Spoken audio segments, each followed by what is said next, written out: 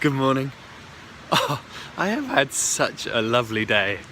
It's my first rest day since I got snowed in the Kiso Valley about 2 weeks ago, and I've travelled so far since then and my body is weary. I met a friend while speaking at a travel conference in Cork. Oh, it's a deer. Standard. A few weeks ago.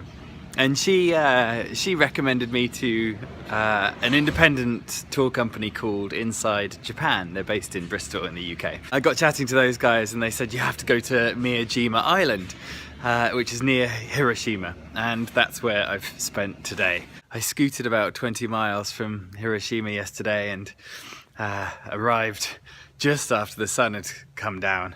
I was kind of delighted to see that so many tourists were leaving as I was arriving. I was one of only about 5 people on the ferry.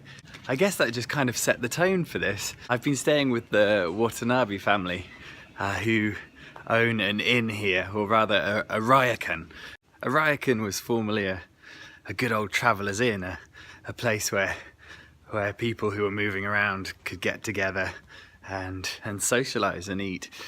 And I guess in modern times, since hotels became so popular, ryokans have become a little more exclusive, a little more expensive, although you can still get cheaper ones in cities. They're usually based around areas where there's hot springs as well.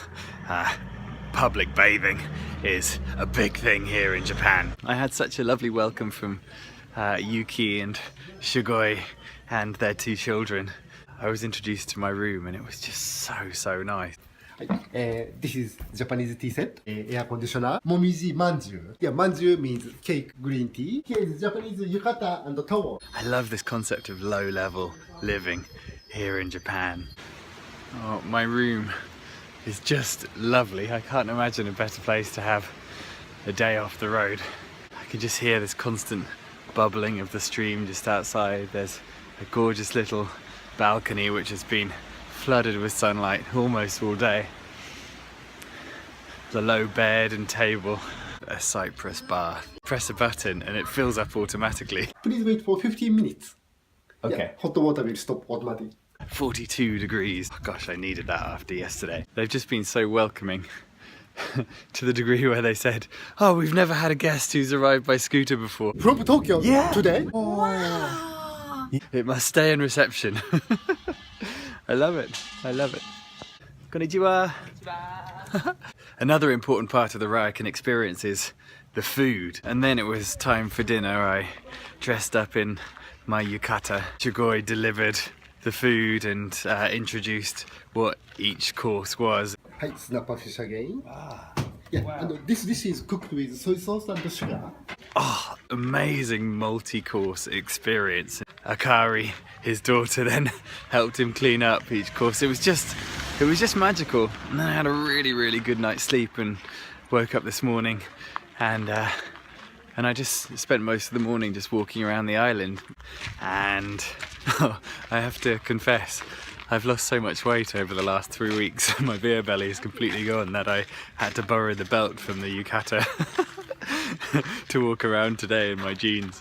First of all, I went up. Mount Misen is the highest peak. It's a sacred mountain on Miyajima. I had a short walk past some humorous signs and took the ropeway up the mountain. If there's one thing I like better than ferries, it's cable cars.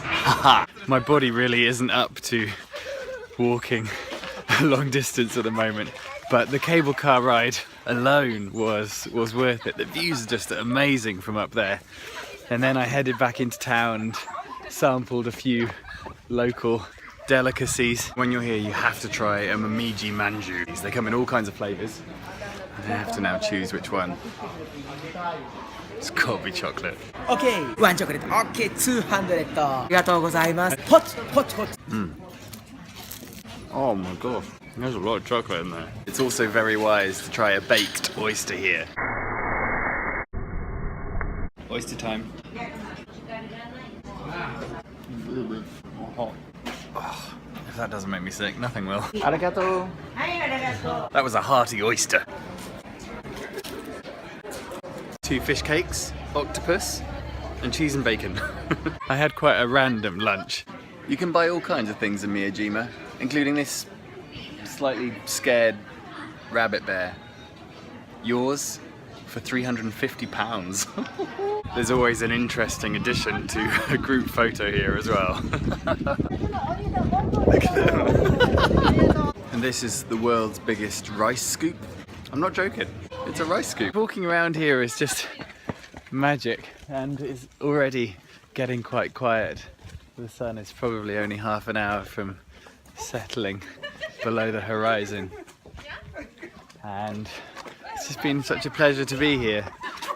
The setting of Miyajima is just so stunning and spectacular. You can kind of forego all of the people that have been around. It's got such character. As soon as I arrived off the ferry last night, first of all I was struck by the deer just walking around, and then just the place, it's just amazing. There's an attitude, an atmosphere, a light to this island, and I've just been grinning solidly ever since I arrived last night. I've read a lot about this famous torii that looks like it's just floating out there as the tide comes in.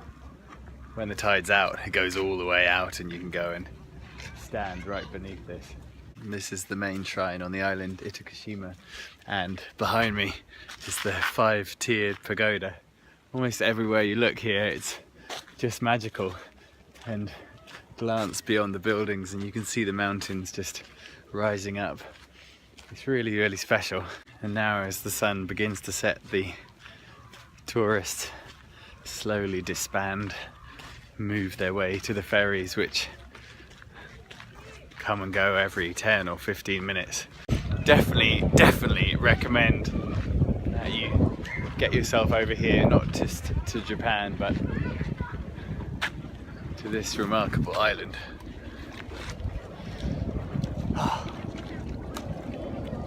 So if following this blog you like the idea of coming to Japan and Miyajima Island especially, then I couldn't recommend Inside Japan enough, and they didn't pay me to say that.